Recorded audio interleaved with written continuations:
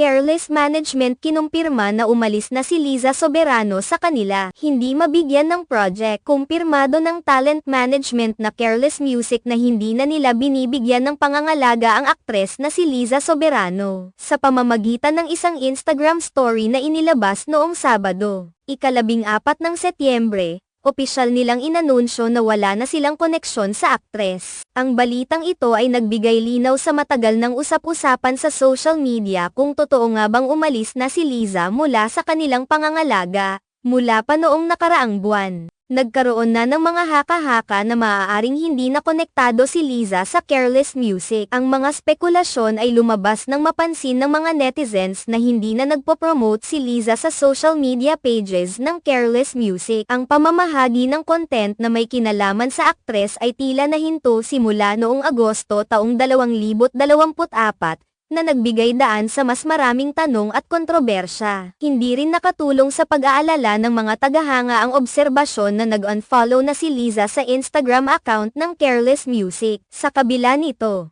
nanatiling naka-follow ang Careless Music sa Instagram account ni Liza, na nagbigay ng karagdagang pahayag sa mga spekulasyon tungkol sa kanilang relasyon. Ang pag-unfollow ay tila isang malinaw na senyales na may nangyaring pagbabago sa kanilang propesyonal na relasyon. Ang Careless Music ay isang talent management agency na pinamumunuan ng kilalang singer-actor na si James Reid kasama ang kanyang kapartner na si Jeffrey O. Kilala ang kanilang kumpanya sa pag-aalaga at pamamahala sa mga kilalang artista at performers, at sa kanilang mga nakaraang proyekto. Naging matagumpay sila sa pagbuo ng kanilang brand sa industriya ng entertainment. Gayunpaman, sa kabila ng kanilang matagumpay na track record, nagkaroon ng hindi pagkakaunawaan na humantong sa pag-alis ni Liza sa kanilang pangangalaga. Ang desisyon ni Liza na umalis sa Careless Music ay maaaring may ugnay sa kanyang personal na plano at propesyonal na mga layunin. Ang mga ganitong pagbabago sa management ay hindi bago sa industriya ng showbiz at madalas na nangyayari sa mga artista na nagtatangkang baguhin ang kanilang karera o maghanap ng bagong direksyon. Sa kasong ito, maaaring ang desisyon ni Liza ay bahagi ng kanyang mas malawak na plano upang palawakin ang kanyang mga oportunidad at tuklasin ang iba pang aspeto ng kanyang karera. Ang Careless Music,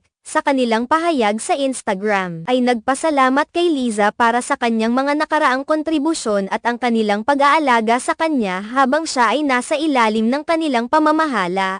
Ipinahayag nila na nirerespeto nila ang desisyon ng aktres at umaasa sila sa kanyang tagumpay sa kanyang mga susunod na hakbang sa buhay. Ang ganitong uri ng pahayag ay bahagi ng professional na etika sa industriya, kung saan ang parehong partido ay nagkakaroon ng maayos na paghihiwalay at pagtanggap sa kanilang desisyon. Para sa mga tagahanga ni Liza, ang pag-alis niya sa Careless Music ay maaaring magdulot ng kalituhan at katanungan tungkol sa kanyang susunod na hakbang. Gayunpaman, ito rin ay isang pagkakataon para sa kanya na ipakita ang kanyang kakayahan sa bagong paraan at maghanap ng mga bagong oportunidad na magdadala sa kanya sa mas mataas na antas ng kanyang karera. Ang mga tagahanga ay inaasahang magbibigay ng suporta sa kanya habang siya ay nasa proseso ng pagbuo ng bagong yugto sa kanyang buhay at propesyon. Sa pangkalahatan, ang balitang ito ay isang paalala na sa industriya ng entertainment, ang pagbabago ay bahagi ng laro. Ang bawat artista ay may sariling paglalakbay at ang mga desisyon na kanilang ginagawa ay may malaking epekto sa kanilang karera. Ang pag-alis ni Liza Soberano sa Careless Music ay isang mahalagang hakbang sa kanyang propesyonal na buhay at ito ay isang pagkakataon para sa kanya na muling suriin at ituloy ang kanyang mga pangarap sa bagong paraan.